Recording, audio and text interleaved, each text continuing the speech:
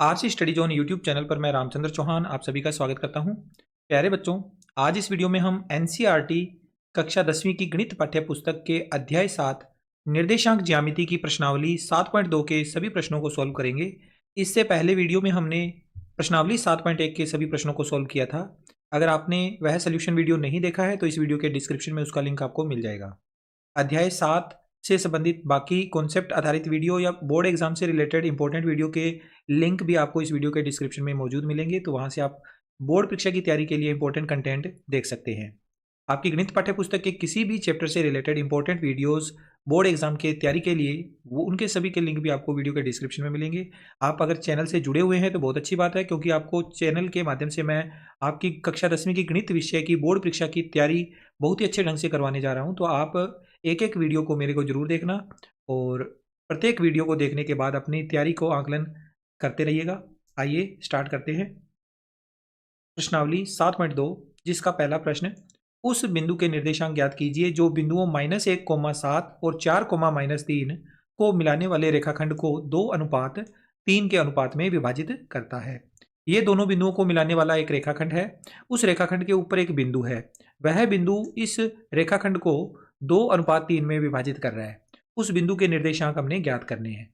तो इसकी शुरुआत करते हैं क्वेश्चन की। हमारे पास ये जो दो बिंदु है, इसको हम ए मान लेते हैं और इसको बी मान लेते हैं। ए और बी बिंदुओं को मिलाने वाला रेखाखंड ए बी बनेगा। उस रेखाखंड पर हम एक बिंदु पी ले लेते हैं, फिर इसका डायग्राम तैयार करके फिर आगे आते हैं, इसके आगे की तैयारी करते हैं, देखते हैं कैसे होगा क्वेश्चन। ये दिए गए डायग्राम से आप देखिए बच्चों, यहाँ पर हमने एक रेखाखंड ए बी बनाया जिसके सिरों के निर्देशांक ए और बी है। वस्तुतः ये रेखाखंड ए बी जो बना है ये ए और बी बिंदुओं को मिलाने से बना है। इस रेखाखंड के ऊपर बिंदु पी जिसके निर्देशांक x, y है, जो इस रेखाखंड को 2:3 में डिवाइड कर रहा है। इसके रेखाखंड के निर्देश इस बिंदु पी के निर्देशांक हमने ज्ञात करने हैं। तो इसके लिए अगर आपने कॉन्सेप्ट आधारित वीडियो देखा है तो आपको पता होगा विभाजन सूत्र काम में आता है। विभाजन बिंदु बोलते हैं इस पी बिंदु को, और विभाजन बिंदु के निर्देशांक विभाजन सूत्र की सहायता से ज्ञात किए जाते हैं। क्या है ये विभाजन सूत्र, लिख लेते हैं इसे और फिर आगे ये क्वेश्चन करेंगे। विभाजन सूत्र है, बिंदुओं a x1, y1 और बिंदु b x2, y2 को मिलाने वाले रेखाखंड को m1:m2 के अनुपात में विभाजित करने वाले बिंदु p x, y के निर्देशांक ज्ञात करने का एक फॉर्मूला है। x निर्देशांक ज्ञात करने का फॉर्मूला इस साइड लिखा हुआ है और y निर्देशांक को ज्ञात करने का फॉर्मूला इस साइड लिखा हुआ है। इसमें हम मान रखेंगे m1 और m2 क्या है, दिया गया अनुपात है, ये m1 है, ये m2 है। x1 और x2 क्या है, पहले बिंदु का जो निर्देशांक होता है x निर्देशांक वो x1, दूसरे बिंदु का निर्देशांक पहला x2 है। इसी तरह से y1 और y2 के मान, ये y1 है, ये y2 है, मान रखेंगे इसमें और इसे सॉल्व करेंगे। x बराबर आएगा, पहले बटा का निशान लगा लेते हैं, फिर उसके बाद मान रखते हैं m1 का मान 2 गुणा में x2 ये पहला बिंदु है, ये दूसरा बिंदु है, तो दूसरे बिंदु का निर्देशांक देखना है 4, प्लस m2 का मान 3, x1 का मान -1 और बटा में m1 प्लस m2 यानी 2 + 3। x बराबर आ जाएगा, ऊपर कैलकुलेशन होगी, 2 का 4 से गुणा 8, 3 का गुणा -1 से -3 और बटा में 5। तो x बराबर आ जाएगा 8 - 3 5 बटा 5, यानी x बराबर आ गया 1। ठीक है, x निर्देशांक हमने ज्ञात कर लिया। बिल्कुल इसी तरह से हमें y निर्देशांक ज्ञात करना है। तो y निर्देशांक ज्ञात करने के लिए मान रखते हैं इसमें बटे का निशान लगाकर, m1 का मान 2 गुणा y2 का मान है -3 प्लस m2 का मान 3 गुणा y1 का मान है 7 और बटा में इसके 2 + 3 आएगा। y बराबर आ जाएगा, यहां से सोल्व करने पर हमारे पास 2 का गुणा -3 से करेंगे -6 प्लस 7 ये 21 और बटा में 5। तो y की वैल्यू आ जाएगी 21 प्लस के हैं, उसमें से -6 करेंगे तो प्लस के 15 बटा में 5। 15 में 5 का भाग जाएगा तो y का मान आ जाएगा 3। x और y के मान हमने निकाल लिए, और x और y क्या था, ये बिंदु P के निर्देशांक ही तो थे ना। तो नीचे लिख दो, अतः अभीष्ट बिंदु के निर्देशांक, अतः अभीष्ट बिंदु के निर्देशांक P 1,3 है। आंसर, ये हमारा फर्स्ट क्वेश्चन कंप्लीट हो गया। विभाजन सूत्र का उपयोग करते हुए विभाजन बिंदु के निर्देशांक ज्ञात हो गए। इसके बाद इसका सेकंड क्वेश्चन करेंगे। बिंदुओं 4 कोमा -1 और -2 कोमा -3 को जोड़ने वाले रेखाखंड को समत्रिभाजित करने वाले बिंदुओं के निर्देशांक ज्ञात कीजिए। इन दोनों बिंदुओं को जोड़ने वाला एक रेखाखंड है जिसका समत्रिभाजन हो रहा है। समत्रिभाजन यानी 3 बराबर भागों में रेखाखंड को बांटा जा रहा है। तो 3 बराबर भागों में बांटने के लिए बीच में 2 बिंदु होंगे जिनके निर्देशांक हमने ज्ञात करने हैं। तो इसका सोल्यूशन कैसे होगा, इसका एक डायग्राम बनाएंगे, फिर आपको अच्छे से ये समझ में आएगा। तो ये 2 बिंदु हैं जो रेखाखंड के सिरों के निर्देशांक है, बीच में 2 बिंदु हम मानेंगे और उनके हिसाब से फिर ये क्वेश्चन आगे सोल्व हो पाएगा। तो करते हैं इसे स्टार्ट। तो यहाँ पर आप देखो बच्चों, ए और बी बिंदु हमने मान लिए दिए गए बिंदुओं को, इनको मिलाने वाला जो रेखाखंड ए बी है इस पर 2 बिंदु ले लिए पी और क्यू, जिनके द्वारा इस रेखाखंड के 3 बराबर भाग हो रहे हैं। तो ए पी, पी क्यू और क्यू बी तीनों का जो अनुपात है वो 1:1:1 है। हमें पी और क्यू बिंदु के निर्देशांक ज्ञात करने हैं। तो विभाजन सूत्र इसमें भी काम में आएगा। पहले हम पी बिंदु के लिए विभाजन सूत्र काम में लेंगे, फिर उसके बाद क्यू बिंदु के लिए काम में लेंगे। यानी ये क्वेश्चन 2 बार सोल्व होगा, पहले पी बिंदु के लिए फिर क्यू बिंदु के लिए। तो विभाजन सूत्र नोट करते हैं और उसके बाद इस क्वेश्चन में अप्लाई करते हैं वैल्यू को। हमने यहाँ पर विभाजन सूत्र नोट कर लिया जिसमें x और y के मान ज्ञात करने का फार्मूला लिखा हुआ है। a और b बिंदुओं को विभाजित करने के लिए बिंदु p लिखा है हमने यहाँ पर। अब देखो p बिंदु के जब निर्देशांक ज्ञात करेंगे या q बिंदु के निर्देशांक ज्ञात करेंगे तो क्या चीज चेंज होगी, अनुपात। p बिंदु के लिए अनुपात कुछ और होगा, q बिंदु के लिए अनुपात कुछ और होगा। p बिंदु ने इस पूरे रेखाखंड को किस अनुपात में विभाजित करा है, p बिंदु ने करा है विभाजित p बिंदु से इस तरफ 1 और p बिंदु के दूसरी तरफ 1 और 1 2, 2 भाग इस तरफ है 1 भाग इस तरफ है, तो 1:2 हो जाएगा। तो यहां लिखेंगे, हमारे पास पहला पॉइंट है तो लिखेंगे बिंदु P के लिए, बिंदु P के लिए m1:m2, इसकी वैल्यू क्या होगी, बिंदु P के लिए अनुपात होगा 1:3, 1:3 होगा। इसके आधार पर अब हम इसमें मान रखेंगे, हमारे पास जो भी वैल्यू होगी वो हम इस अनुपात को ध्यान में रखते हुए लिखेंगे। तो लिखेंगे x, P बिंदु के निर्देशांक x, y है ना, तो x बराबर आएगा बटा, और बटे के अंदर हम वैल्यू रखेंगे m1 का मान 1 गुणा x2 का मान है -2 प्लस m2 का मान 3, फिर है x1 का मान है 4 और बटा में 1 प्लस, यह अनुपात मैंने गलत लिख दिया, सॉरी ध्यान नहीं दिया, ये अनुपात चेंज होगा, ये अनुपात ये नहीं रहेगा। अनुपात देखो 1:2 है, 1 इस तरफ है 2 इस तरफ है, तो 1:2 लिखना था, मैंने 1:3 लिख दिया। अब यहाँ पर आएगा m2 का मान 2, तो रफ कर देता हूँ मैं, ये लिखते हैं इसे, यहाँ आएगा 2 गुणा और 4, 2 गुणा 4 और यहाँ नीचे बटा में 2। m1 और m2 के मान हमने यहाँ पर नोट करे हैं, तो उसके हिसाब से हम कैलकुलेशन करेंगे।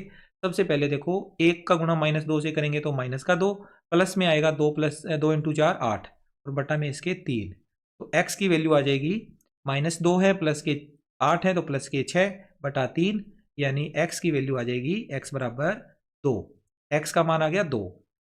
ठीक है, इसी तरह से अब हम y के लिए निकालेंगे। इधर y का मान हमारे पास जो वैल्यू दे रखी है m1 और m2 की, y1 और y2 की, इसमें पुट करेंगे।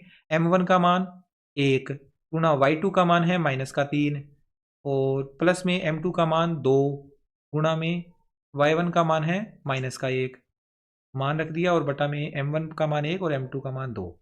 फिर इसे सोल्व करेंगे तो y बराबर आएगा, सोल्व करने पर 1 का गुणा -3 से करेंगे -3, 2 का गुणा -1 से करेंगे तो -2 और बटा में 3, तो y बराबर आ जाएगा -3 है -2 है तो माइनस के टोटल हो जाएंगे 5 बटा में 3। इसे आगे हम सोल्व नहीं कर सकते, तो ये y का मान हमारा फाइनल हो गया। इस तरह से हमने बिंदु P के मान तो निकाल लिए, P के निर्देशांक ज्ञात हो गए, तो यहाँ लिख दो, अतः बिंदु P के निर्देशांक, बिंदु P के निर्देशांक, बिंदु P के निर्देशांक क्या आए, बिंदु P के निर्देशांक आए P 2,3 है। बिंदु P के निर्देशांक हमने निकाल लिए। अब ये सेम कैलकुलेशन अपने को बिंदु Q के लिए भी करनी है। बिंदु Q के लिए हम ये सेम कैलकुलेशन करेंगे। अच्छा, इसको मैं थोड़ा सा यहाँ से नीचे खिसका देता हूँ, ये वाला जो फार्मूला है इसके बिल्कुल सीध में कर देते हैं इसे। ठीक है, ये हमारा अब थोड़ा अलग सा लगेगा। अब देखो ये सेम कैलकुलेशन हमने बिंदु P के लिए करी है, सेम कैलकुलेशन हम बिंदु Q के लिए करेंगे। तो अगले पेज पे चलते हैं और अगले पेज पे हम इसको दोबारा से, ये वाला पूरा मान मैं दोबारा से नोट कर देता हूँ। आपको नोट नहीं करना क्योंकि इसमें फार्मूले में मान रखने होते हैं, इसलिए मैं दोबारा से डायग्राम बना के फिर आपको आगे मिलता हूँ। अब देखो बच्चों, हम बिंदु P के लिए तो मान निकाल चुके हैं, अब बिंदु Q के लिए मान निकालना है। तो आपको, अगर आप नोटबुक में नोट कर रहे हैं तो आपको यहीं से आगे नोट करना है। ये वाला सारा तो पिछले पेज से मैंने कॉपी करा है। बिंदु Q के लिए अनुपात क्या होगा? बिंदु Q के लिए m1 अनुपात m2 की वैल्यू चेंज होगी। Q बिंदु यहाँ पर है, इस Q बिंदु से पहले 1 और 1 दो भाग है और बाद में 1 भाग है, तो अनुपात हो जाएगा 2:1। अब ये विभाजन सूत्र यहाँ पर हमने काम में लेना है। विभाजन सूत्र की सहायता से अब कैपिटल X लिखेंगे इसकी जगह पर, ठीक है, क्योंकि फार्मूले के अंदर इसमें बिंदु के निर्देशांक हमने बड़ा X और बड़ा Y माना है, तो X की जो वैल्यू होगी वो कैपिटल में लिखेंगे। X बराबर आएगा, कैपिटल X बराबर मान रखेंगे अब इसमें m1 का मान इस बार 2 है और x2 का मान -2 है, प्लस m2 का मान 1 है और x1 का मान इधर से 4 है, बटा में 2 + 1। सॉल्व करेंगे इसे, कैपिटल X बराबर आएगा, मान रखेंगे आगे इसमें कैलकुलेशन करेंगे, सॉरी, 2 का गुणा -2 से करेंगे -4, 1 का गुणा 4 से करेंगे 4 और बटा में 3। तो x का मान आ जाएगा -4 और +4 0, 0/3, यानी ये आ जाएगा 0/3 यानी 0। तो कैपिटल X की वैल्यू आ गई बराबर 0। ठीक है, ये हमने x निर्देशांक इसका ज्ञात कर लिया। बिल्कुल इसी तरह से अब हम y निर्देशांक ज्ञात करेंगे। कैपिटल Y लिखना पड़ेगा अपने को यहाँ पर, इसके निर्देशांक में बड़ा x और बड़ा y है, इसलिए हम उसी के अकॉर्डिंग चलेंगे। देखो m1 का मान 2 गुणा में y2 का मान -3 प्लस m2 का मान 1, y1 का मान -1 बटा में m1 + m2 2 + 1। सॉल्व करेंगे इसे आगे, तो y बराबर आएगा, हमारे पास जो वैल्यू आएगी वो आएगी 2 का गुणा -3 से -6, 1 का गुणा -1 से -1, तो बटा में आ जाएगा 2 + 1 3, तो y बराबर आ जाएगा -6 और -1 -7/3। इसे और आगे सोल्व नहीं कर सकते, इसलिए इसको यहीं पर रख देंगे। अब ये हमारा Q बिंदु के निर्देशांक हमें प्राप्त हुआ, तो यहाँ लिखेंगे अतः बिंदु Q के निर्देशांक, Q के निर्देशांक, बिंदु Q के निर्देशांक क्या हुए? बिंदु Q के निर्देशांक हो जाएंगे Q 0, -7/3 है। ये हमने P और Q दोनों बिंदुओं के निर्देशांक ज्ञात कर लिए। अब हम इन्हें एक्साई रूप में लिखेंगे। तो हमने अब यहां पर लिखना है अतः अभीष्ट बिंदुओं के निर्देशांक, अभीष्ट बिंदुओं के निर्देशांक यानी समत्रिभाजित करने वाले बिंदुओं के निर्देशांक,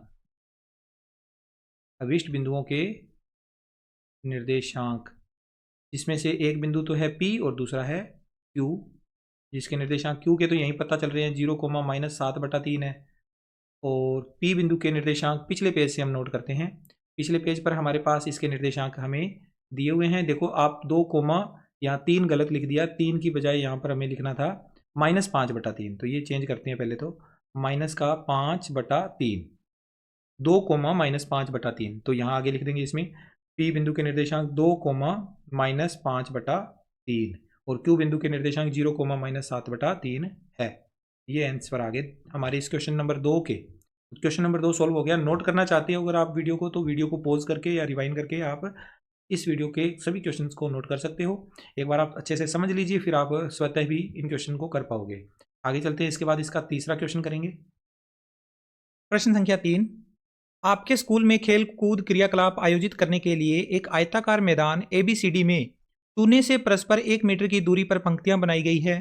AD के अनुदिश परस्पर 1 मीटर की दूरी पर 100 गमले रखे गए हैं, जैसा कि आकृति 7.12 में दर्शाया गया है।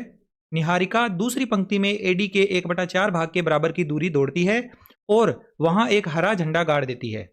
प्रीत 8वीं पंक्ति में AD के अनुदिश 1/5 भाग के बराबर की दूरी दौड़ती है और वहां एक लाल झंडा गाड़ देती है। दोनों झंडों के बीच की दूरी क्या है? यदि रश्मि को एक नीला झंडा इन दोनों झंडों को मिलाने वाली रेखाखंड पर ठीक आधी दूरी यानी कि बीच में गाड़ना हो तो उसे अपना झंडा कहाँ गाड़ना चाहिए? आप इस डायग्राम को देखिए, यहाँ पर A से लेकर D तक की ये जो डिस्टेंस है, AD दूरी है, इसमें 1-1 मीटर की दूरी पर कुल 100 गमले रखे हुए हैं। यहाँ पर आपको 100 गमले नहीं दिख रहे हैं, लेकिन डैश डैश करके आगे दिखाया गया है। टोटल 100 गमले इस रेखा के अनुदिश रखे गए हैं। और इधर भी 1-1 मीटर की दूरी पर ये लाइनें खींची गई है। टोटल 10 लाइनें, देखो पहली पंक्ति, दूसरी, तीसरी, चौथी, ऐसे करते करते 10 पंक्तियां हैं ये। ओके, अब बात हो रही है दो लड़कियों की, एक निहारिका है और दूसरी है प्रीत। निहारिका दूसरी पंक्ति में दौड़ना शुरू करती है और जब इस एडी दूरी के 1/4 भाग के बराबर पहुंच जाती है तो वहां पर एक झंडा गाड़ देती है लाल रंग का, हरे रंग का। दूसरी तरफ प्रीत नाम की एक लड़की है जो 8वीं पंक्ति में दौड़ती है और 1/5 भाग, एडी का टोटल डिस्टेंस का 1/5 भाग दौड़ने के बाद में किसी एक पॉइंट पर पहुंचती है और उस पॉइंट के ऊपर वह अपना लाल रंग का झंडा गाड़ देती है। दोनों झंडों के बीच की दूरी हमने पता लगानी है इसमें। एक तो ये है, आगे इसमें और भी लिखा हुआ है कि रश्मि है, उसे एक नीला झंडा गाड़ना है और कहां पर गाड़ना है, इन दोनों झंडों को मिलाने वाली पंक्ति के बीच में गाड़ना है, बीचों बीच गाड़ना है। तो उसे अपना झंडा कहां पर गाड़ना है, यानी उस झंडे की स्थिति को बताना है।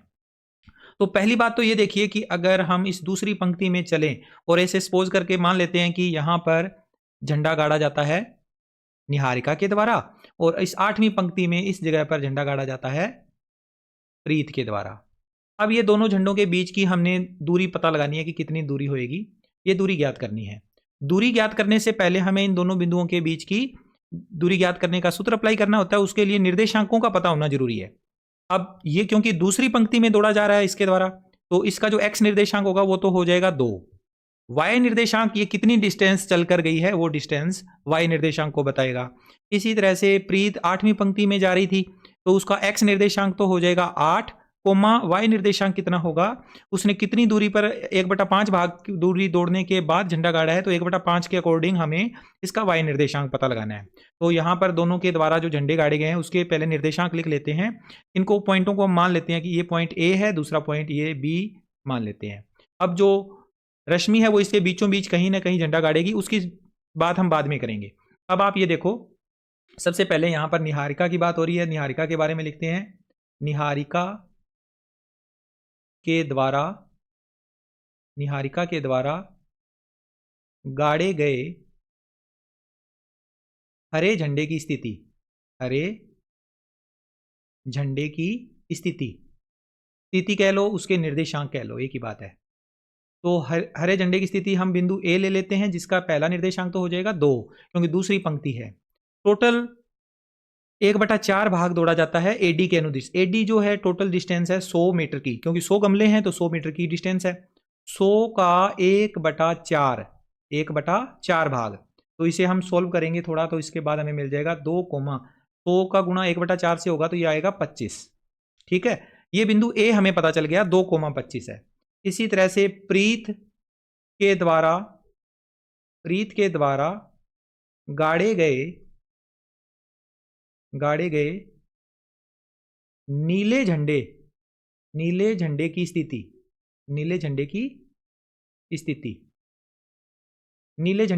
नीला झंडा गाड़ा गया है बी पॉइंट पर जो कि 8वीं पंक्ति में है, तो 8, अब एडी दूरी जो टोटल दूरी है वो है 100 मीटर की, क्योंकि 100 गमले हैं 1-1 मीटर की दूरी पर, उसका 1/5 भाग, तो 1/5 निकाल लेना है 100 का, तो 100 गुणा 1/5 सोल्व करेंगे इसे तो हमें बी बिंदु के निर्देशांक मिल जाएंगे 8, 100 में 1/5 का गुणा करेंगे तो ये आएगा 20। ए बिंदु और बी बिंदु हमें पता चल गए। ए बिंदु तो है 2,25 और बी बिंदु है 8,25, यानी निहारिका दूसरी पंक्ति में ए बिंदु जो कि 25वें गमले के सामने है, 25वां गमला होगा उसके बिल्कुल सामने ये पॉइंट होगा, उस जगह पे झंडा गाड़ चुकी है। और जबकि जो प्रीत है वो 8वीं पंक्ति में 20वें गमले, इसके अंदर 20वां जो गमला होगा उसके सामने वह झंडा गाड़ा गया है। ठीक है, दोनों के बीच की अब दूरी ज्ञात करते हैं, तो उसके लिए अगले पेज पे चलेंगे और अगले पेज पे इसे सोल्व करेंगे। अब देखो दूसरे पेज पर हमने इसको सोल्व करना है दूरी सूत्र का उपयोग करते हुए। तो पहले तो आप यहां पर ये देखिए, हमारे पास बिंदु ए है 2,25 और दूसरा बिंदु बी है 8,20। इन दोनों बिंदुओं के बीच की दूरी निकालने के लिए दूरी सूत्र लिखना पड़ता है। तो बिंदु ए x1, y1 और बिंदु बी x2, y2 के बीच की दूरी ए बी ज्ञात करने का ये फॉर्मूला हमने नोट कर लिया। अब इस फॉर्मूले पर हम अप्लाई करेंगे दोनों बिंदु जो हमारे दिए हुए हैं उनको, तो ये आएगा under the root, formula apply करते हैं, इसमें मान रखते हैं और कैलकुलेशन निकालते हैं। इसकी क्या आएगी, ए बी दूरी ज्ञात करनी है, तो मैंने 7.1 प्रश्नावली में बताया था कैसे ज्ञात करते हैं। पहले बी बिंदु के निर्देशांक लिख लो, 8 और 20 है, तो 8 और 20 हमने लिख लिए। फिर ए बिंदु के निर्देशांक चिन्ह बदलते हुए, 2,25 है तो माइनस का 2 और माइनस का 25 लिखा जाएगा। सोल्व करेंगे इसे तो ए बी बराबर आएगा अंडर दी रूट 8 माइनस 2 6, 6 का स्क्वायर प्लस 20 माइनस 25 माइनस 5 का होल स्क्वायर। आगे और सोल्व करेंगे इसे तो हमारे पास मिल जाएगा 6 का स्क्वायर 36 और प्लस में माइनस 5 का स्क्वायर 25 और इस पूरे का अंडर रूट। ए बी बराबर आ जाएगा 36 और 25 61, अंडर रूट 61 आ गया। तो लास्ट में लिख दीजिए अतः दोनों झंडों के बीच की दूरी, दोनों झंडों के बीच की दूरी, बीच की दूरी बराबर अंडर रूट 61 मात्रक। मात्रक में अब हमें यहाँ पर मात्रक लिखने की जरूरत नहीं है हमारे पास, क्योंकि पता ही है कि दूरी मीटर में चल रही थी तो यहाँ मीटर आ जाएगा, मीटर आंसर आएगा इसका, ठीक है, मीटर में आएगा। अब इसके बाद अब आगे बात है रश्मि की। रश्मि ने नीला झंडा गाड़ा था, तो गाड़ना है उसने नीला झंडा, तो रश्मि द्वारा गाड़े जाने वाले झंडे की स्थिति बतानी है। गाड़े जाने वाले नीले झंडे की स्थिति, नीले झंडे की स्थिति। तो जैसा कि प्रश्न में लिखा हुआ था कि नीला झंडा इन दोनों झंडों को मिलाने वाले रेखाखंड के बीचों बीच होगा, मध्य बिंदु होगा, तो इसका जो मध्य बिंदु का सूत्र है वो इसमें अप्लाई होगा। तो मध्य बिंदु का फॉर्मूला होता है x1 प्लस x2 बटा 2 कोमा y1 प्लस y2 बटा 2। इस वाले फॉर्मूले के अंदर हम मान रखेंगे सबसे पहले x1 कितना है 2 प्लस में x2 कितना है 8, तो 2 प्लस 8 बटा 2 कोमा y1 और y2 25 और 20, 25 और 20 का जोड़ कर दो, 25 प्लस 20 बटा में 2। सोल्व करेंगे इसे तो 2 प्लस 8 10, 10 बटा 2 5 और कोमा लगाकर 20 और 25 45, 45 में भी 2 का भाग देंगे तो 22.5 आएगा। यानी रश्मि के द्वारा पांचवी पंक्ति में 22.5 मीटर की दूरी चलने के बाद में झंडा गाड़ा जाएगा।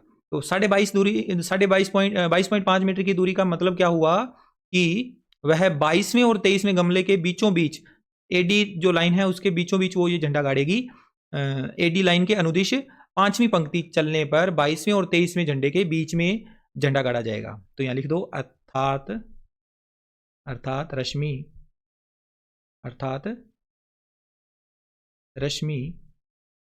पांचवी पंक्ति में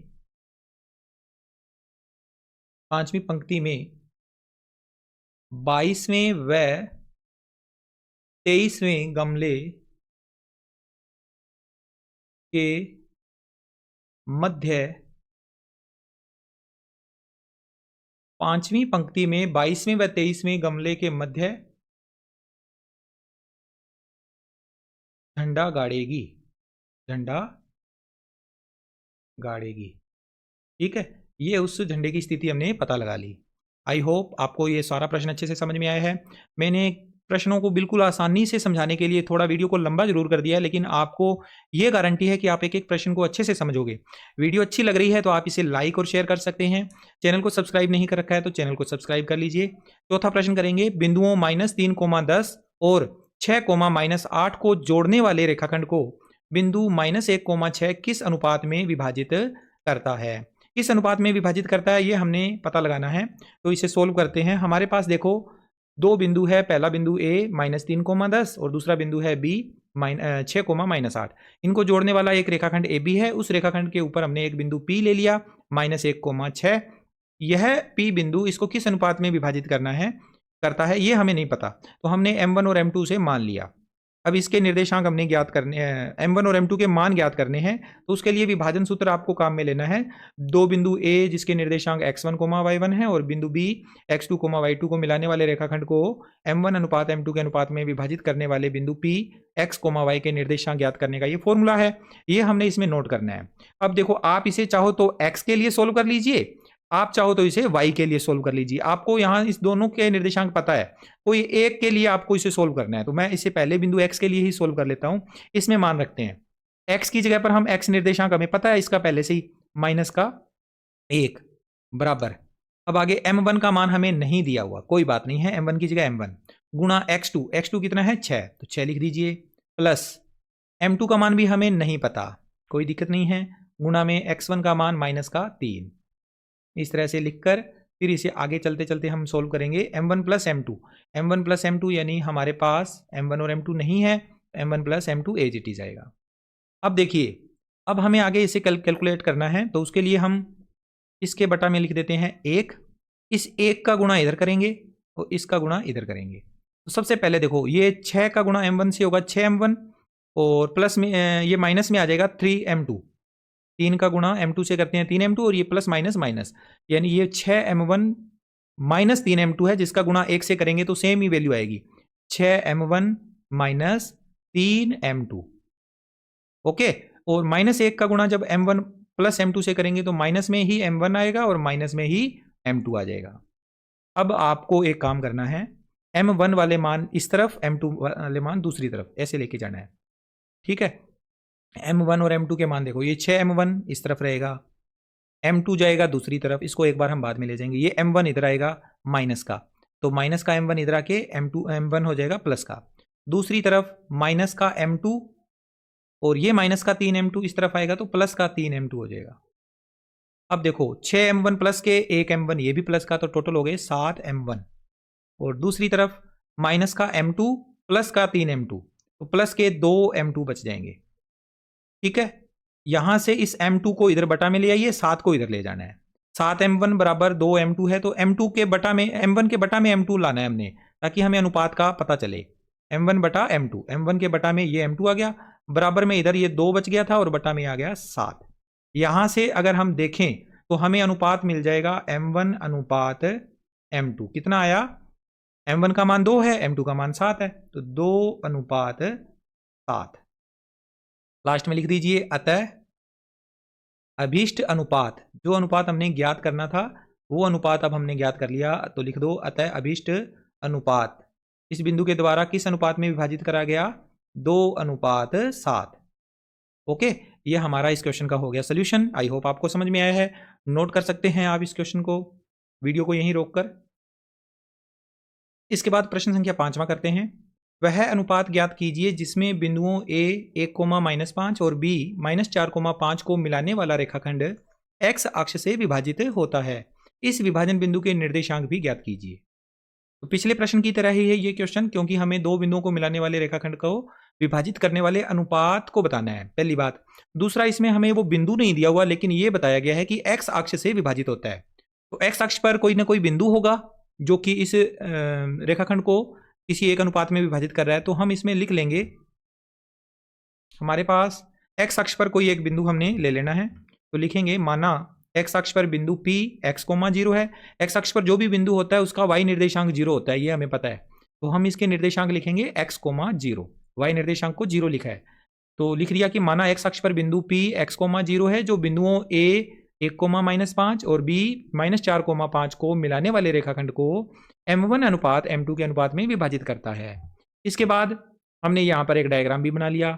इस डायग्राम के अकॉर्डिंग हमने अब इसमें फॉर्मूला अप्लाई करना है, तो हमने फॉर्मूला भी यहाँ पे लिखा कि बिंदुओं a x1, y1 और b x2, y2 को मिलाने वाले रेखाखंड को m1 अनुपात m2 के अनुपात में विभाजित करने वाले बिंदु p, जिसके निर्देशांक x, y हम ले लेते होते हैं, उसके निर्देशांक ज्ञात करने के लिए ये फॉर्मूला है हमारे पास। ठीक है, अब x निर्देशांक तो हमें ज्ञात नहीं है, x की वैल्यू हमें नहीं पता। हालांकि बाद में ये प्रश्न में लिखा हुआ है कि इसके निर्देशांक ज्ञात करने हैं, तो x का मान हमने ज्ञात करना है, परंतु x का मान कब ज्ञात होगा, जब हमें अनुपात ज्ञात हो जाएगा। और y का मान हमें पता है, y का मान 0 है, तो इस y वाली साइड को हम पहले सोल्व करेंगे। इसको सोल्व करने के बाद हमें क्या मिल जाएगा, m1 और m2 का मान मिल जाएगा, जैसा पिछला क्वेश्चन किया था बिल्कुल उसी तरह से। अब उसके बाद जब m1 और m2 की वैल्यू पता चल जाएगी, फिर हम इसमें x के लिए वैल्यू को ज्ञात कर लेंगे, x की वैल्यू को, तो हमें निर्देशांक भी पता चल जाएंगे। तो इधर सोल्व करते हैं इस क्वेश्चन को। y की जगह पर हम 0 लिखते हैं, 0 बराबर m1 का मान हमें नहीं पता, कोई दिक्कत नहीं है, गुना में y2 कितना है 5 लिख दीजिए, प्लस m2 का मान हमें नहीं पता और गुना में इसके साथ y1 का मान है -5। और इस पूरी वैल्यू के बटा में m1 प्लस m2, जिसकी वैल्यू हमें ज्ञात करनी है, पता नहीं है हमें, तो m1 और m2 ही लिखना पड़ेगा। अब 0 के बटा में कोई संख्या नहीं है, तो 0 के बटा में हम 1 लिख लेंगे और तिरछा गुणा करेंगे इस 1 का ऊपर, 0 का इधर। तो आप देखो 0 का तो किसी भी नंबर से गुणा कर दो, 0 ही होता है। इस 0 का गुणा जब m1 प्लस m2 से करेंगे तो बराबर में तो 0 आ गया, इसका गुणा करके मैंने यहाँ लिख दिया। 1 का गुणा जब भी करेंगे तो आंसर में कोई फर्क नहीं पड़ता। 5m1 का 5m1 आएगा और प्लस के m2 है और उसका गुणा -5 से करेंगे तो -5m2 हो जाएगा, माइनस का 5m2। ओके, अब यहां पर मैंने पिछले क्वेश्चन में बताया था कि m1 वाले मान बराबर के इस तरफ और m2 वाले मान बराबर के दूसरी तरफ रखने होते हैं। तो ये माइनस का 5m2 बराबर के दूसरी तरफ जाके प्लस का 5m2 हो गया और इधर है 5m1। अगला स्टेप क्या था, m1 और बटा में m2 बराबर में आएगा 5/5, 5/5 यानी 1/1। m1 बटा m2 का मान आ गया 1/1। ओके, तो इस तरह से हम लिख देंगे अतः अभीष्ट अनुपात, अभीष्ट अनुपात किस अनुपात में विभाजित करता है वो अनुपात हमने पता लगा लिया। m1 अनुपात m2 की वैल्यू कितनी आई, 1:1। ये तो अनुपात ज्ञात हो गया। अब हमें उस विभाजन बिंदु के निर्देशांक ज्ञात करने हैं। तो x बराबर फॉर्मूला था m1 x2 plus m2 x1 बटा m1 प्लस m2। x बराबर आ जाएगा m1 का मान 1 गुना में x2 और x1 के मान पीछे से देखते हैं कितने हैं, x2 और x1। x2 का मान तो है -4, x1 का मान है 1, इसमें रखते हैं। x2 का मान -4, m2 का मान 1 है और गुणा में x1 का मान भी 1 है, तो नीचे भी बटा में 1 + 1, तो ये आएगा -4 + 1/2। x की वैल्यू आ जाएगी -3/2। ये x की वैल्यू आई है अभी। ओके, अब हमें x के निर्देशांक पता चल गए।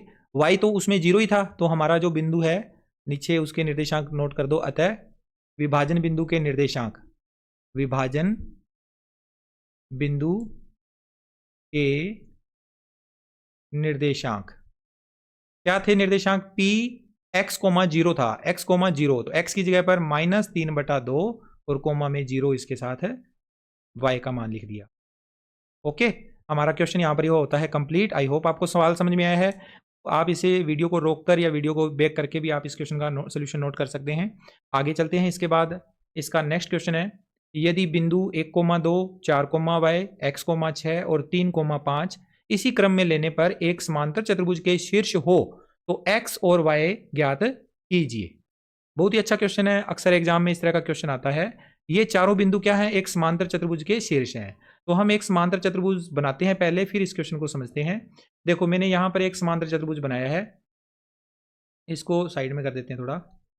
इस समांतर चतुर्भुज के जो शीर्ष हैं वो इसी क्रम में है, पहला बिंदु, दूसरा बिंदु, तीसरा बिंदु और चौथा बिंदु। तो हम पहले बिंदु ए के जो निर्देशांक है वो लिखते हैं 1,2। दूसरा बिंदु ये हो जाएगा बी जिसके निर्देशांक है 4,y।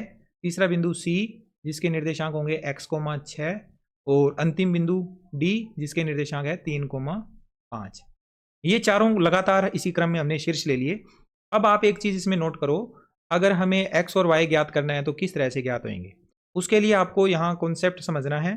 कॉन्सेप्ट ये है कि अगर हम इनके विकर्ण खींच दें, ये देखो ये विकर्ण है, a और c को मिलाने पर AC विकर्ण बन गया और b को d से मिलाने पर ये BD विकर्ण बन गया। ये ठीक है, दोनों के जो विकर्ण हैं वो किसी एक बिंदु पर काटेंगे एक दूसरे को, इस पॉइंट पे एक दूसरे को काटा है और ये बिंदु हमारा O बिंदु है। अब याद रखना, समांतर चतुर्भुज के विकर्ण एक दूसरे को समद्विभाजित करते हैं, यानी ये जो O बिंदु है ये AC का भी मध्य बिंदु है और BD का भी मध्य बिंदु है। तो यहां पर वो एक लाइन नोट करनी है और उसके बाद ये क्वेश्चन आपका सोल्व हो जाएगा। मध्य बिंदु का सूत्र लगाना है अपने को A और C के लिए और B और D के लिए, दोनों को बराबर में कंपेयर करेंगे, निर्देशांक अलग अलग ज्ञात करेंगे और उनकी तुलना करने पर हमें x और y ज्ञात हो जाएगा। तो पहले हम यहाँ पे एक लाइन लिखते हैं, हम जानते हैं कि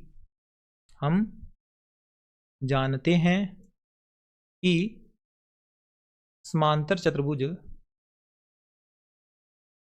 चतुर्भुज के विकर्ण परस्पर समद्विभाजित होते हैं, अतः विकर्ण AC का मध्य बिंदु बराबर होगा विकर्ण BD का मध्य बिंदु, दोनों के जो विकर्ण हैं उनके मध्य बिंदु एक ही बिंदु होगा। तो अब हम मध्य बिंदु का फॉर्मूला अप्लाई करेंगे दोनों तरफ। यहां पर A और C के लिए देखो x निर्देशांक इसका है x1 1 है और इधर है x2 x, तो 1 प्लस x बटा 2 कोमा y1 प्लस y2 बटा 2, तो 2 प्लस 6 बटा 2, 2 प्लस 6 बटा में 2। समझ में आई बात? ये है A और ये B, C बिंदु है। A और C बिंदु के लिए x1 और ये x2, ये है y1, ये है y2, तो दोनों के कंपैरिजन करके हमने यहां पर फॉर्मूला अप्लाई कर दिया है x1 प्लस x2 बटा 2 कोमा y1 प्लस y2 बटा 2। दूसरी तरफ बराबर में सेम इसी तरह से फॉर्मूला अप्लाई होगा। इधर x1 तो है 4 और x2 है 3, तो 4 प्लस 3 बटा 2, और दूसरी तरफ y प्लस 5 यानी y1 प्लस y2 बटा 2। अब यहां पर लिखेंगे निर्देशांकों की तुलना करने पर, निर्देशांकों की तुलना करने पर, निर्देशांकों की तुलना करने पर पहला जो निर्देशांक है 1 प्लस एक्स बटा 2, ये किसके बराबर आएगा? 4 प्लस 3 7, 7 बटा 2। इसको सोल्व करेंगे, 2 बटा में दोनों के हैं, ये आपस में कैंसिल हो जाएंगे, तो 1 प्लस एक्स बराबर आएगा 7, एक्स बराबर आ जाएगा 7 माइनस 1, एक्स बराबर आएगा 6। ठीक है, ये एक्स की वैल्यू हमने कैलकुलेट कर ली। दूसरी तरफ एक और हमने वैल्यू पता करनी है, तो दूसरी तरफ हम लिख लेते हैं 2 प्लस 6 8, 8 बटा 2 है, और इधर कितना है y प्लस 5 बटा 2 बराबर में है 8 बटा 2। दोनों के बटा में 2 है तो ये कैंसिल हो जाएंगे, y प्लस 5 बराबर में 8, तो y बराबर 8 माइनस 5, y बराबर आ जाएगा 3। तो इस तरह से x और y की वैल्यू हमने ज्ञात कर ली है। आई होप आपको सवाल समझ में आया है। आसान सा क्वेश्चन था, इजीली आपको समझ में आ गया होगा। इसके बाद प्रश्न संख्या 7वां, बिंदु A के निर्देशांक ज्ञात कीजिए जहां AB एक वृत्त का व्यास है जिसका केंद्र 2, -3 है तथा B के निर्देशांक 1, 4 है। बहुत ही अच्छा सवाल है, इस तरह के क्वेश्चन अक्सर एग्जाम में आ जाते होते हैं। तो इस क्वेश्चन को कैसे करना है देखते हैं सोल्व करके। सबसे पहले हम इसका एक डायग्राम बना लेते हैं। क्या है कि हमें एक वृत्त दिया हुआ है, वृत्त की बात हो रही है, और उस वृत्त का जो व्यास है उसकी बात हमें इसमें करनी है। वृत्त का व्यास केंद्र बिंदु से होकर गुजरता है, तो इस तरह से हमने वृत्त का व्यास बना लिया। ये इसके बीचों बीच यहाँ पर केंद्र बिंदु है जिसके निर्देशांक हमें दिए हुए हैं। ओ बिंदु मान लेते हैं केंद्र को, जिसके निर्देशांक है 2, -3, और ये बिंदु व्यास के जो सिरे होंगे वो ए और बी सिरे हम मान लेते हैं। अब इसमें से ए के निर्देशांक हमें नहीं पता, और आपको पता ही है पहला बिंदु होता है वो x1, y1 होता है। तो दूसरा बिंदु जो है बी, उसके निर्देशांक 1, 4 दिए हुए हैं। इसके निर्देशांक हमें 1, 4 दिए हुए हैं। ये है क्वेश्चन। इस क्वेश्चन के अकॉर्डिंग अगर हम सवाल को करेंगे तो हमारा सवाल इजीली हमें सोल्व हो जाएगा। सबसे पहले देखो ओ क्या है? केंद्र बिंदु है जो कि मध्य बिंदु होता है व्यास का। मध्य बिंदु का सूत्र अप्लाई करेंगे, जो चीज हमें नहीं पता है वो ज्ञात हो जाएगी। तो हम लिखेंगे यहां पर, हम जानते हैं कि केंद्र व्यास का मध्य बिंदु होता है, मध्य बिंदु होता है, अतः बिंदु O के निर्देशांक, बिंदु O के निर्देशांक क्या आएंगे? x1 प्लस x2 बटा 2, y1 प्लस y2 बटा 2, ये आएंगे। परंतु हमें इसके निर्देशांक पहले से ही दिए हुए हैं, 2, -3 दिए हुए हैं। तो हम इसके साथ कंपेयर करके इसको देखेंगे। 2, -3 हमें ज्ञात है, और जो ज्ञात नहीं है उसकी जगह पर हमें जो वैल्यू है पता लग जाएगी। देखो x1 हमें नहीं दिया हुआ, प्लस x2 का मान 1 है, पहले निर्देशांकों को देखिए, और बटा में इसके 2, कोमा लगाकर इधर y1 हमें नहीं पता, y2 का मान कितना है? 4 है, तो इसके बटा में भी 2। फिर यहाँ लिख देना है निर्देशांकों की तुलना करने पर, जैसे पिछले क्वेश्चन में किया था, निर्देशांकों की तुलना करने पर, निर्देशांकों की तुलना करने पर x1 प्लस 1 बटा 2 बराबर किसके आया? 2। ये पहला निर्देशांक पहले के बराबर है। सोल्व करेंगे इसे तो x1 प्लस 1 बराबर 2 का गुणा हो जाएगा इधर 4, x1 बराबर आ जाएगा 4 माइनस 1, x1 बराबर आ गया 3। x1 की वैल्यू कितनी आई, 3 आ गई। ओके, दूसरी तरफ अब हम दूसरा निर्देशांक भी ज्ञात करेंगे। तो ये जो माइनस का 3 है ये y1 प्लस 4/2 के बराबर होगा। y1 प्लस 4/2 ये किसके बराबर आएगा, -3 के। तो इसे सोल्व करेंगे, y1 प्लस 4 बराबर 2 का गुणा कर देंगे 3 माइनस वाले से, माइनस का 6। तो y1 बराबर आ जाएगा -6, ये 4 प्लस के हैं, इधर आके -4 हो गए। तो y1 बराबर -6 -4 यानी -10। इस तरह से हमें बिंदु ए के निर्देशांक जो कि x1, y1 थे वो हमें ज्ञात हो गए। लास्ट में लिख दीजिए, अतः बिंदु ए के निर्देशांक 3, -10 है आंसर। ठीक है, नोट कर लें इसे।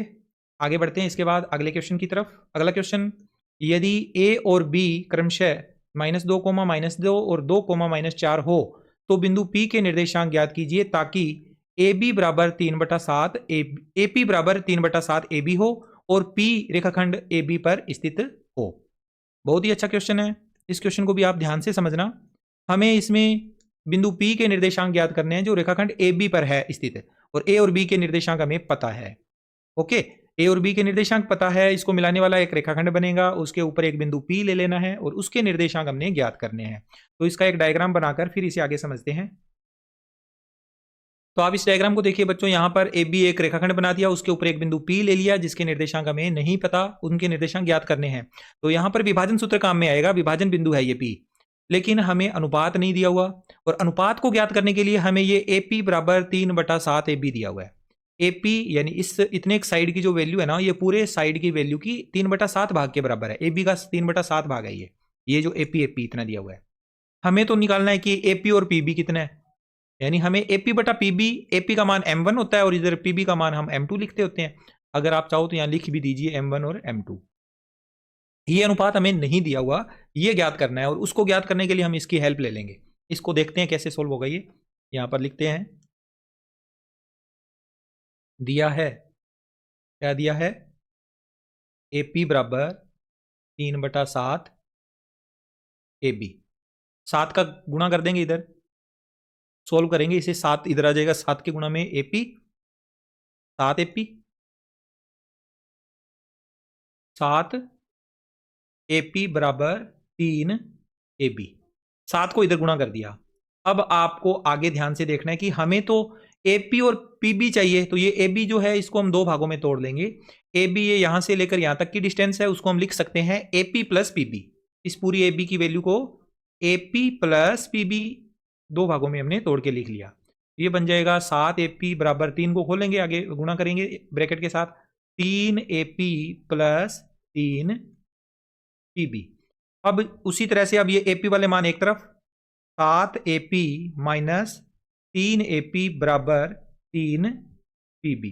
7 AP में से 3 AP घटाएंगे तो 4 AP बराबर 3 PB। अब AP के बटा में PB आ जाएगा, AP बटा PB बराबर में आएगा 3/4। अब AP बटा PB क्या है, M1 और M2 ही तो है ना, M1 बटा M2, ये आ जाएगा 3/4। तो नीचे लिखेंगे, अतः अभिष्ट अनुपात जो हो वो कितना आ जाएगा, अभिष्ट अनुपात कितना आया, M1 अनुपात M2 का मान 3/4 आया। ठीक है, इसको हम आगे यूज करेंगे।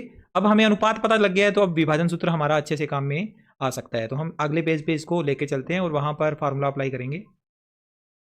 अब ये दो बिंदु हमारे पास है और M1 और M2 के मान भी हमारे पास है, बीच में P बिंदु है, इसके निर्देशांक ज्ञात करने हैं। तो विभाजन सूत्र हमने अप्लाई करना है। पहले हम x के लिए अप्लाई करेंगे, x के निर्देशांक ज्ञात करने हैं। तो M1 का मान 3 गुणा x2 का मान 2 प्लस M2 का मान 4, x1 का मान -2, और इसके बटा में आएगा M1 का मान 3 है और प्लस में M2 का मान 4, 3 + 4। सोल्व करते हैं इसे आगे, 3 दूनी 6 और 4 का -2 से गुणा करेंगे तो -8, और बटा में 3 और 4 का जोड़ 7। ये बन जाएगा x बराबर 6 - 8 यानी -2/7। पहला जो निर्देशांक है वो हमें ज्ञात हो गया। इसी तरह से अब हम y निर्देशांक ज्ञात करेंगे। तो उसके लिए M1 का मान 3 गुणा में y2 का मान -4 प्लस M2 का मान 4 गुणा y1 का मान -2 और बटा में m1 का मान 3 है और प्लस में m2 का मान 4 है। तो y बराबर आएगा 3 का -4 से गुणा -12 और 4 का गुणा -2 से -8 और बटा में इसके 3 और 4 7। तो y का मान आ जाएगा -12 और -8 -20 बटा में 7। तो इस तरह से हमें इस y के निर्देशांक भी हमें पता चल गए, y का मान भी हमें पता चल गया। नीचे लिख दीजिए अतः x और y दोनों ज्ञात हो गए, तो नीचे लिखेंगे अतः बिंदु P के निर्देशांक, बिंदु P के निर्देशांक, बिंदु P के निर्देशांक कितने आए हैं? -2/7 -20/7 आंसर। ठीक है, नोट कर लें इसे। अब इसके बाद हमारा अगला क्वेश्चन करेंगे, क्वेश्चन नंबर 9। बिंदुओं A -2,2 और B 2,-8 को जोड़ने वाला रेखाखंड AB को 4 बराबर भागों में विभाजित करने वाले बिंदुओं के निर्देशांक ज्ञात कीजिए। अच्छा क्वेश्चन है, थोड़ा सा लेंथी हो जाएगा ये क्वेश्चन, लेकिन हमें करना तो है ही। इस क्वेश्चन को करते हैं। आपको कॉन्सेप्ट अगर क्लियर है तो आप आराम से इस क्वेश्चन को कर पाओगे। हमारे पास A और B दो बिंदु हैं, इनको जोड़ने वाला एक रेखाखंड हम बना लेते हैं। यहां पर हमारे पास रेखाखंड बन जाएगा, बिंदु A के निर्देशांक है -2,2 और बिंदु B के निर्देशांक है 2,8। अब A और B बिंदु को जोड़ने वाले रेखाखंड के ऊपर हमारे पास 4 बराबर भाग कर रहे हैं इसके, तो इसके 3 बीच में बिंदु लेने पड़ेंगे। एक बिंदु यहां पर, एक यहां पर और एक यहां पर। ये 3 बिंदु हैं। एक बिंदु P मान लेते हैं, दूसरा Q मान लेते हैं और तीसरा R मान लेते हैं। P बिंदु के निर्देशांक x, y, Q बिंदु के निर्देशांक x डैश, y डैश और R बिंदु के निर्देशांक x double dash, y double dash. हमने अलग अलग दिखाने के लिए इनके ऊपर डैश लगा दिए। तीनों बिंदुओं के द्वारा 4 बराबर भागों में बांटा जा रहा है, तो इसका जो अनुपात होगा वो 1:1:1:1 होगा। चारों भाग बराबर बराबर हो गए। ओके, यहां तक आपको समझ में आया कि A और B बिंदु को जोड़ने वाले रेखाखंड को 3 बिंदु P, Q और R 4 बराबर भागों में विभाजित कर रहे हैं और इन तीनों ही बिंदुओं के निर्देशांक हमने ज्ञात करने हैं। अब थोड़ा सा इसको समझिए। P बिंदु जब हम लेते हैं, P बिंदु के द्वारा रेखाखंड AB किस अनुपात में विभाजित हो रहा है? रेखाखंड AB P बिंदु के द्वारा, P के इस तरफ कितना अनुपात है? 1। ठीक है, तो 1 अनुपात P के दूसरी तरफ सारे मान गिनो, 1 2 3। 1 भाग तो इस तरफ है और 3 भाग इस तरफ है, तो P बिंदु का जो M1 और M2 का मान होगा वो 1:3 होगा। Q बिंदु की तरफ देखें तो Q बिंदु के पहले 2 अनुपात आ रहे हैं और Q बिंदु के बाद में भी 2 अनुपात आ रहे हैं, यानी कि Q बिंदु मध्य बिंदु हो गया, बीचों बीच आ गया। तो इसके लिए हम फिर विभाजन सूत्र नहीं लगाएंगे, इसमें मध्य बिंदु सूत्र काम में ले लेंगे। और R बिंदु के लिए अनुपात क्या होगा? R के इस तरफ 1 2 3 3 भाग हैं, R के दूसरी तरफ 1 ही भाग है, तो 3:1 हो जाएगा उसके लिए। ठीक है, विभाजन सूत्र 2 बार लगेगा, मध्य बिंदु सूत्र 1 बार लगेगा और हमारा क्वेश्चन कंप्लीट हो जाएगा। तो एक एक करके हम इसके क्वेश्चन को सोल्व करते हैं। सबसे पहले हम हेडिंग देते हैं यहां पर, बिंदु P के निर्देशांक ज्ञात करना, बिंदु P के निर्देशांक ज्ञात करना, जिसके लिए हमें M1 अनुपात M2 कितना दिया हुआ है? 1:3 दिया हुआ है। ठीक है, इसके ऊपर फॉर्मूला अप्लाई करते हैं और फिर इसमें मान रख लेते हैं। तो हमने यहां पर विभाजन सूत्र लिख लिया है। अब इसके लिए अब अपने मान रखते हैं। पहले x की वैल्यू ज्ञात करेंगे, तो x बराबर M1, M1 का मान यहां से अनुपात लेना है हमने, 1:3 है, तो M1 का मान 1 गुणा x2, x2 कितना होगा? 2 प्लस M2 का मान 3 गुणा में x1 का मान -2। M1 और M2 के मान हमने इस तरह से यहां से कैलकुलेट करने हैं और x1 और x2 के मान हमें पता ही है, फार्मूले के अंदर यहां से हमें पता लग जाएंगे। इनके मानों को यहां पर नोट करते हैं। M1 1 है, x2 2 है, प्लस M2 3 है और x1 का मान यहां पर -2 है, तो -2 नोट करेंगे। ब्रैकेट में लिखना है जब माइनस में आ जाए तो। और इसके बटा में आएगा M1 प्लस M2 यानी 1 प्लस 3। ये बन जाएगा x बराबर 1 प्लस 1 इंटू 2 2 और 3 इंटू -2 6 माइनस के, और बटा में 1 और 3 4। तो ये बन जाएगा x बराबर 2 - 6 -4 बटा में 4, अर्थात यहाँ से x का मान आया 4/4 1 होता है, -4/4 -1 होगा। ये हमारा x आ गया पहले बिंदु के निर्देशांक निकाल रहे हैं ना। अब उसके बाद y के लिए हमारा मान क्या आएगा? M1 का मान 1 गुणा y2 का मान 8 प्लस m2 का मान 3, y1 का मान है 2 और बटा में 1 प्लस 3। सोल्व करेंगे इसे, y बराबर 1 और 8 का गुणा 8 प्लस 3 और 2 का गुणा 6, तो ये बन जाएगा बटा में 1 और 3 4, तो y बराबर आ जाएगा 8 6 14, 14 बटे 4। जिससे आगे सोल्व करेंगे तो y बराबर आएगा 7 बटे 2। हमें P बिंदु के निर्देशांक पता चल गए, तो नीचे लिख दो, अतः बिंदु P के निर्देशांक, बिंदु P के निर्देशांक, बिंदु P के निर्देशांक आगे -1,7/2 है। ये P बिंदु के निर्देशांक अभी ज्ञात हुए हैं, हमें तीनों एक साथ निर्देशांक ज्ञात करने के बाद में आंसर लिखना है। ठीक है, तो अभी P बिंदु के निर्देशांक ज्ञात करने के बाद में अब हम आगे बढ़ते हैं, इसके बाद अगला पार्ट इसका करते हैं सेकंड, Q बिंदु के निर्देशांक। तो अब से एडिंग देते हैं इसमें, बिंदु Q के निर्देशांक ज्ञात करना, निर्देशांक ज्ञात करना। अब इसमें आप अनुपात अगर लिखना चाहो तो m1 अनुपात m2 क्या होगा, 2:2 यानी 1:1, अर्थात इसमें पता लगा कि मध्य बिंदु फॉर्मूला इसमें अप्लाई होना है। तो इसके लिए आप देखो x डैश और y डैश, यहाँ पर निर्देशांक हमें x डैश जिसका फार्मूला होगा x1 प्लस x2 बटा 2 और y डैश बराबर होगा y1 प्लस y2 बटा 2। इसमें हम मान रख लेंगे, x डैश की वैल्यू निकालनी है तो x1 माइनस का 2 प्लस x2 है प्लस का 2 और बटा में 2, तो ये बन जाएगा x डैश बराबर -2 + 2 0, 0 बटा 2 0। इसके निर्देशांक हमें मिल गया x डैश का मान 0। y डैश का मान भी हम इसी तरह से निकालेंगे, y1 का मान 2 प्लस में y2 का मान 8 और बटा में 2, तो y डैश बराबर आ जाएगा 2 और 8 10, 10 बटा 2 यानी 5। तो इसके निर्देशांक भी हमें पता चले, तो यहाँ पे लिख दो बिंदु Q के निर्देशांक, बिंदु Q के निर्देशांक क्या आए हमारे पास, 0,5 है। अब तीसरा बिंदु, बिंदु R, बिंदु R के निर्देशांक ज्ञात करना, बिंदु R के निर्देशांक ज्ञात करना। उसके लिए हमें फिर से लिखना होगा कि इस बार m1 और m2 के जो मान है ना वो कितने आएंगे, R बिंदु के लिए होगा अनुपात 3:1। ठीक है, अब दोबारा से फॉर्मूला नहीं लिखना, अब हमें केवल लिखना है x double dash, x double dash की जो वैल्यू होगी वो कितनी होगी, m1 यानी कि 3 गुणा x2, m1 x2 कितना है 2, प्लस अनुपात हमने लिख लिया, अब अनुपात के अकॉर्डिंग हमने मान लिखना है, m1 के बाद m2 का मान 1 और गुणा में x1 का मान है -2 और इसके बटा में 3 + 1। सोल्व करेंगे तो x डबल डैश का मान आया 3 दूनी 6, माइनस में 2 एकम 2 माइनस के 2 और बटा में 3 और 1 4। x डबल डैश बराबर आ जाएगा 6 में से 2 घटाएंगे तो 4, 4 बटा 4, अर्थात x डबल डैश बराबर आ गया 1।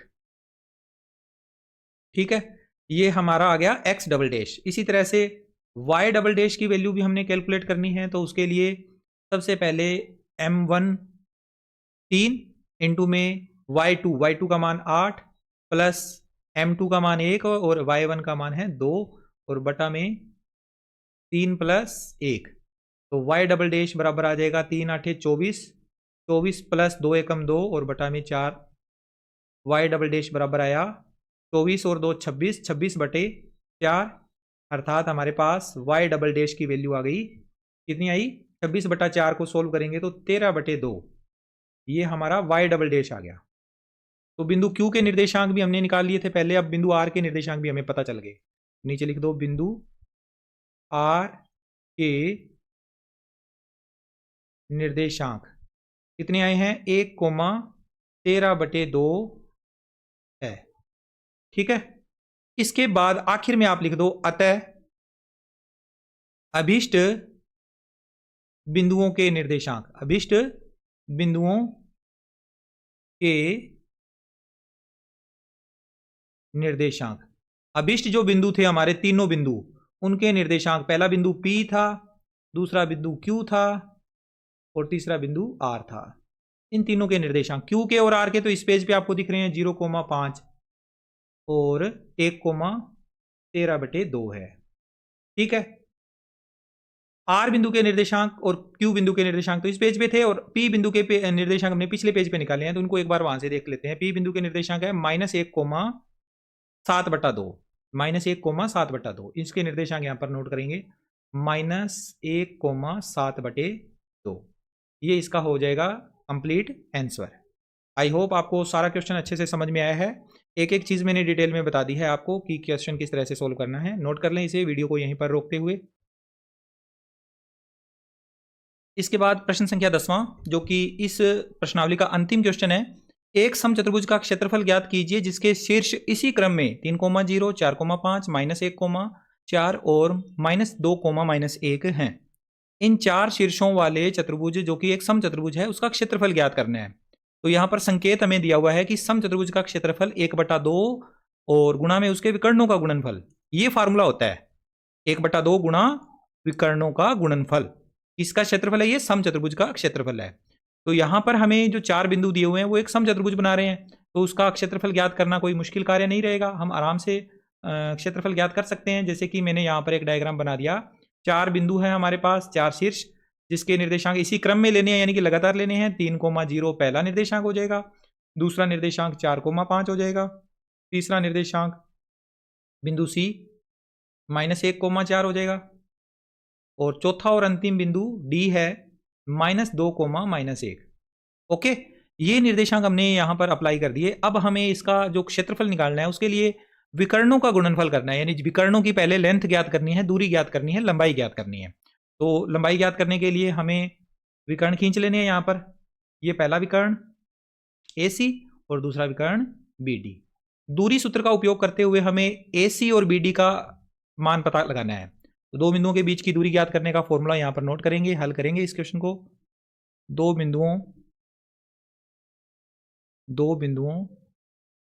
जैसे कि पहला बिंदु A x1, y1, और दूसरा बिंदु हम ज्यादातर लेते होते हैं B, फॉर्मूले के अकॉर्डिंग। बाद में चाहे कोई भी बिंदु आ जाए, लेकिन फॉर्मूला तो हमें A और B बिंदु पर ही लिखना है, या P और Q बिंदु पर लिखना है। तो A बिंदु है x1, y1 और B बिंदु है x2, y2 के बीच की दूरी, अर्थात AB बराबर, फॉर्मूला इसका है x2 - x1 का whole square plus y2 - y1 का होल स्क्वायर। ये फॉर्मूला हमने लगाया। इस फार्मूले से हमें AC दूरी ज्ञात करनी है पहले। तो AC की वैल्यू निकालनी है, तो इसके लिए हम अब फार्मूला इस A और C बिंदु पर अप्लाई करेंगे। तो देखो, फार्मूला अप्लाई करने का मेथड मैंने 7.1 प्रश्नावली के सभी क्वेश्चन सोल्व करे थे तो बताया था। C बिंदु के निर्देशांकों को पहले देखो क्या है, -1,4, उन्हें नोट कर लो। -1 यहाँ पर, 4 यहाँ पर। फिर A बिंदु के निर्देशांक 3,0 है, तो -3 -0। तो ये आ जाएगा AC बराबर √, -1 और -3 -4, -4 का स्क्वायर प्लस 4 - 0, 4, 4 का स्क्वायर। तो ये आएगा AC बराबर -4 का स्क्वायर होता है 16, और प्लस में 4 का स्क्वायर भी 16। 16 + 16 हमारे पास आएगा AC बराबर √32, और 32 को हम लिख सकते हैं 2 × 2 × 2 × 2 × 2, 5 बार 2।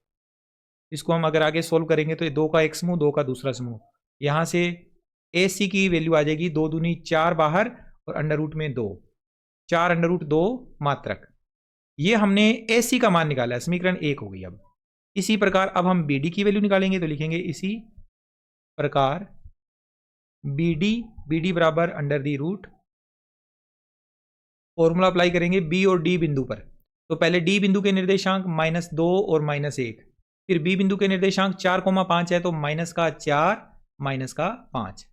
तो ये आ जाएगा BD बराबर √, -2 -4 -6 होल स्क्वायर में, और -1 और -5 ये भी -6, इसका भी होल स्क्वायर। तो BD बराबर आ जाएगा 6 का स्क्वायर होता है 36, -6 का स्क्वायर भी 36 होगा, तो दोनों ही 36 36 आ जाएंगे। आगे सोल्व करेंगे इसी अगले पेज पर। तो BD की वैल्यू 36 और 36 72। BD बराबर आएगा √72। और अब अगर हम √72 को देखें तो इसके गुणनखंड हो जाएंगे 2 × 2 × 2 × 3 × 3। आप गुणनखंड कर लेना, 2 का एक जोड़ा, 3 का दूसरा जोड़ा, तो ये बन जाएगा 2 × 3 = 6, तो बी डी बराबर आ जाएगा 6√2 मात्रक। ये हो गई समीकरण नंबर 2। अब लिखेंगे समचतुर्भुज एबीसीडी का क्षेत्रफल। समचतुर्भुज एबीसीडी का क्षेत्रफल बराबर 1/2 गुणा विकर्णों का गुणनफल है ना, तो विकर्ण हमारे पास 2 हैं। कौन कौन से 2 विकर्ण हैं उनके हम यहां पर मान रखेंगे।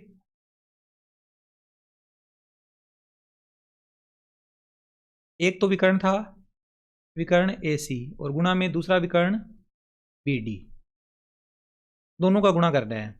1/2 गुणा विकर्ण AC का मान हमने निकाला 4√2 और विकर्ण BC का मान हमने निकाला 6√2। तो इसको सोल्व करेंगे। 1/2 4 इंटू 6 इंटू √2 और √2 का गुणा होने पर 2 बन जाएगा। इस बटे वाले 2 से ये 2 कैंसिल हो जाएगा। हमारे पास केवल बचेगा 4 गुणा 6, 4 छिके होते हैं 24, 24 वर्ग मात्रक समचतुर्भुज का क्षेत्रफल हमें मिल गया। ठीक है, तो ये था क्वेश्चन नंबर 10 और हमारी प्रश्नावली 7.2 के सभी क्वेश्चन हमारे कंप्लीट होते हैं। मिलते हैं आपसे अगले वीडियो में। देखते रहिए मेरा YouTube channel. Thank you, bye bye.